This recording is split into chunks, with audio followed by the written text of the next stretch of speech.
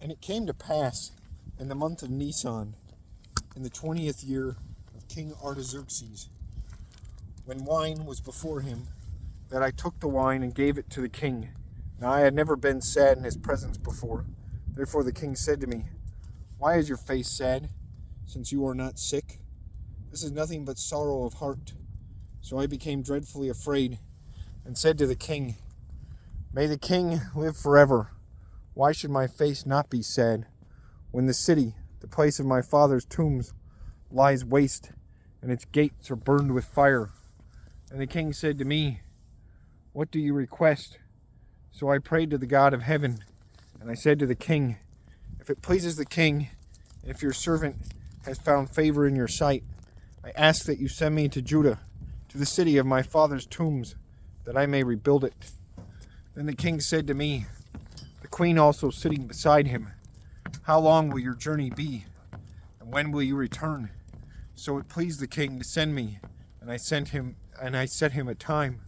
Furthermore, I said to the king, "If it pleases the king, let letters be given to me for the governors of the region beyond the river, that they must permit me to pass through till I come to Judah, and a letter to Asaph, the keeper of the king's forest, that he must give me timber to make beams for the gates of the citadel, which pertains to the temple, for the city wall, and for the house that I will occupy." And the king granted them to me, according to the good hand of my God upon me.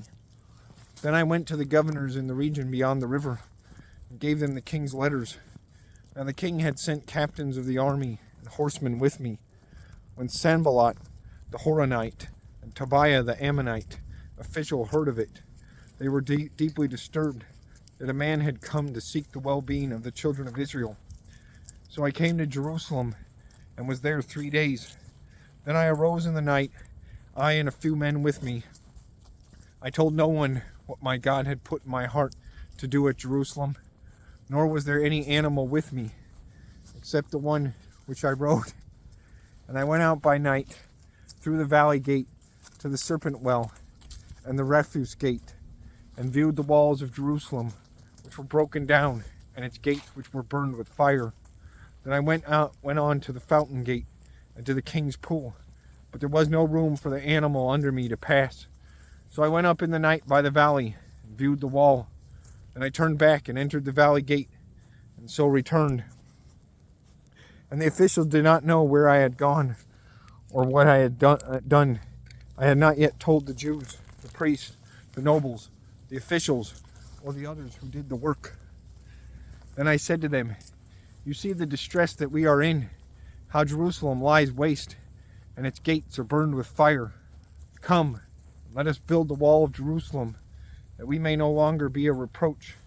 And I told them of the hand of my God, which had been good upon me, and also of the king's words that he had spoken to me. So they said, "Let us rise up and build." Then they set their hands to this good work.